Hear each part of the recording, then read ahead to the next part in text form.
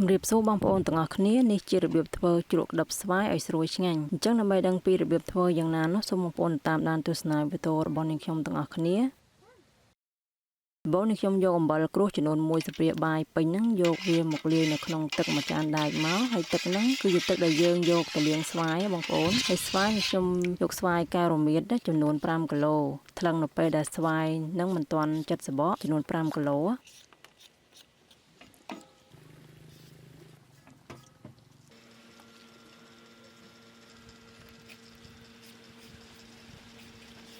បន្ទាប់ពីចិត្តសម្បកស្វាយនឹងរួចរាល់ហើយខ្ញុំនឹងលាងទឹកចំនួន2ទឹកទៀតដោយសារស្វាយដែលមិនទាន់រឹងរលាវាសម្បូរជ័រត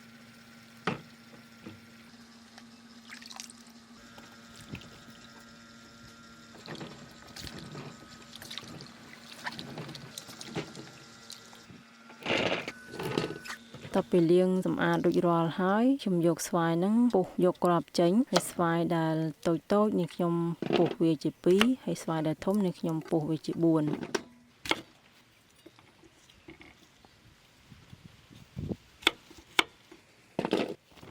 តពីពុះយកគ្រាប់ចេញរួចរាល់ហើយខ្ញុំយកអំបិលរស់ដែលបានបុកមាត់ហើយហ្នឹងចំនួន2ខាំយកវាមកច្របាច់ជាមួយស្វាយបងប្អូនដើម្បីឲ្យសាច់ស្វាយហ្នឹងវាទន់ប៉ុន្តែវាស្នុះស្រួយល្អទេវាគ្រាន់តែទន់ទេណាបងប្អូនហើយច្របល់រហូតដល់តែអំបិលហ្នឹងវារលាយសព្វល្អសិនមក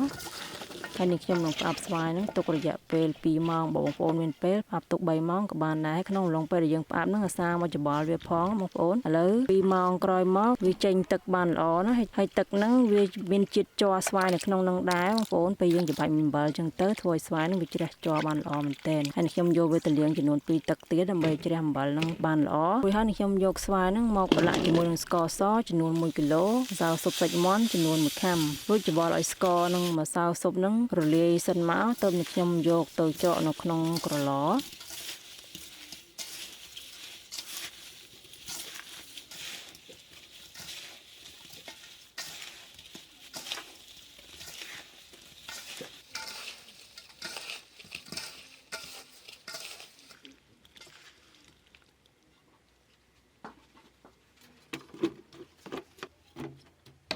ចាំតពីច្រកកឡនឹងពេញហើយនេះខ្ញុំយកទៅក្លាសេនៅក្នុងធុងទឹកកកចំនួន2យប់ទៅស្វាយនឹងវាងុំឆ្ងាញ់ណា